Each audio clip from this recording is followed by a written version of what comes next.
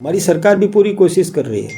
हमारी सरकार ने भी इन इंस्टीट्यूट्स के जो प्रबंधक है उनको बुला करके भी समझाने की कोशिश की, नियमावली भी जारी की और ये व्यवस्था दी है। और भी हम प्रयास कर रहे हैं, हमारे जो विशेषज्ञ है इस विषय को समझ करके और भी ये प्रयास करेंगे कि ऐसी दुर्घटनाएं नहीं हो पाए। किसी के परिवार का चिराग यदि जो उम्मीद के साथ वहाँ भेजते हैं पढ़ने के लिए और वो यदि आत्महत्या कर लेता है तो बहुत दुखद है, अत्यंत दुखद है।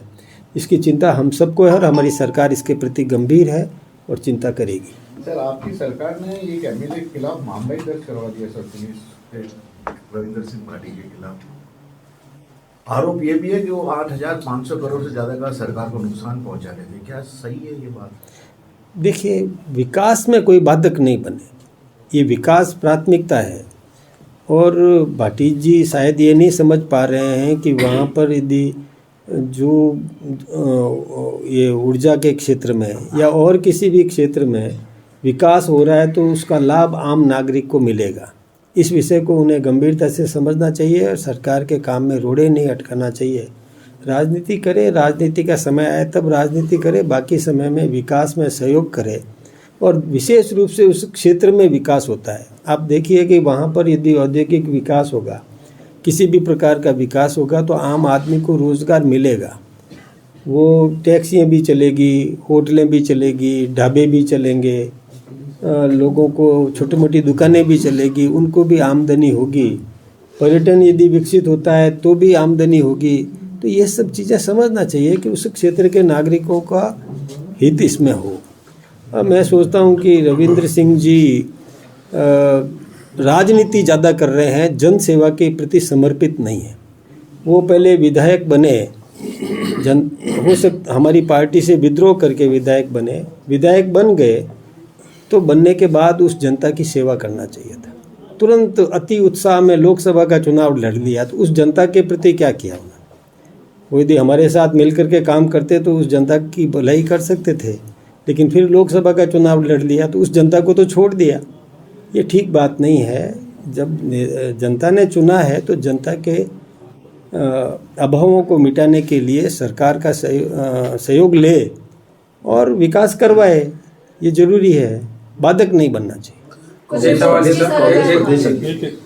डोटासरा जी ने कल ये बोला है कि नाथूराम गोडसे के विचारकों को सत्ता से हटाएंगे। देश में नफरत का एजेंडा फैलाने का काम चल रहा है। अभी हम देश में त्याग और मोहब्बत बांटने का काम कर रहे हैं। देखिए, ये अब वो मैंने पहले भी कहा था, डोटासरा जी बिना बॉल के फुटबॉल खेल रहे हैं।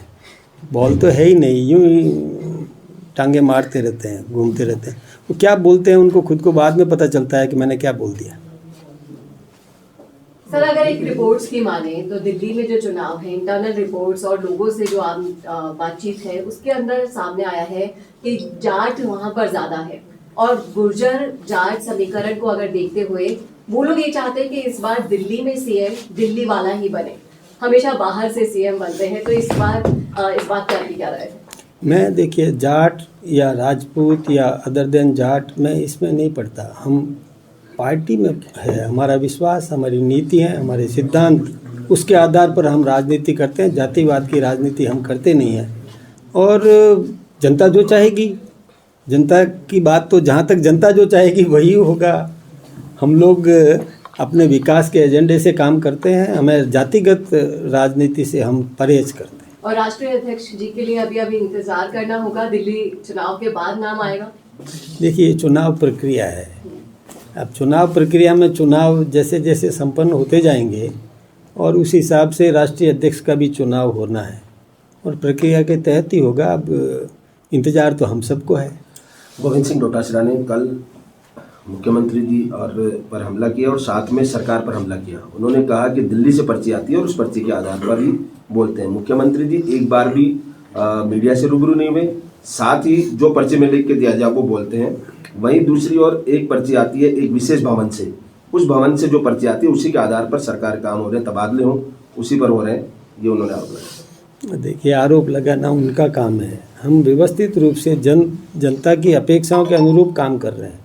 कोई पर्ची वाली बात, अब वो उनको पता नहीं कहाँ से क्या लगता है ये उनके क्या सोर्स है ये तो वही बता सकते हैं। मैं तो यही कहूँगा कि हम तो सही ढंग से और समायोजन का काम करते हैं, अच्छा काम कर रहे हैं, आशीर्वाद ले रहे हैं, सफलता भी मिल रही है। भाई साहब, किरोड़ी लाल जी पे पार्टी का क्या स्टैंड है, क्योंकि उनको लेकर लगातार विपक्ष हो या डोटासरा जी हो, हर कोई हमलावर है किरोड़ी लाल जी के ऊपर, पार्टी के ऊपर, कि या तो उनका इस्तीफा स्वीकार क्यों नहीं हुआ है, उसके क्या कारण है, और अगर किरोड़ी लाल जी बार बार इतना परेशान है तो पार्टी छोड़ क्यों नहीं देते। और किरोड़ी लाल जी का ही एक व्हाट्सएप ग्रुप बनाया, उसमें सीएम के गंगा स्नान को लेके भी कुछ मीम्स वगैरह आए थे। उनको अपना घर संभालना चाहिए, हम अपना घर संभाल रहे हैं और हमारी पार्टी के वरिष्ठ नेता हैं और हमारे मंत्री हैं किरोड़ी लाल जी।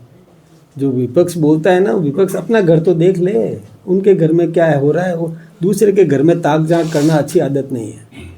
भाई साहब, विधानसभा का सत्र शुरू होने जा रहा है और कई मुद्दों को लेकर विपक्ष हमलावर पहले ही कह चुका है, चाहे ऐसा भर्ती परीक्षा हो आपको घेरेंगे, चाहे जिले आपने कम किए इसको लेकर घेरेंगे। और पिछली बार एक तस्वीर जो देखने को मिली, क्योंकि आपके अधिकतर विधायक नए हैं, उनको संसदीय कार्य प्रणाली का अनुभव बहुत ज़्यादा है नहीं, कई मंत्रियों को भी अनुभव नहीं है, तो कई बार आपकी सरकार को बैकफुट पे आना पड़ा। क्या इसके लिए सरकार पहले तैयार है कि ऐसी तस्वीर विधानसभा में दोबारा ना देखने को मिले? देखिए, नया व्यक्ति होता है, लेकिन अब तो 1 साल हो गया, सब पारंगत है, सब समझदार है, सब होशियार है। और विपक्ष का दायित्व करेगा, हम सत्ता का काम करेंगे। विपक्ष हमलावर होगा तो हम मुकाबला करेंगे, जवाब देंगे, इसमें क्या दिक्कत की बात है।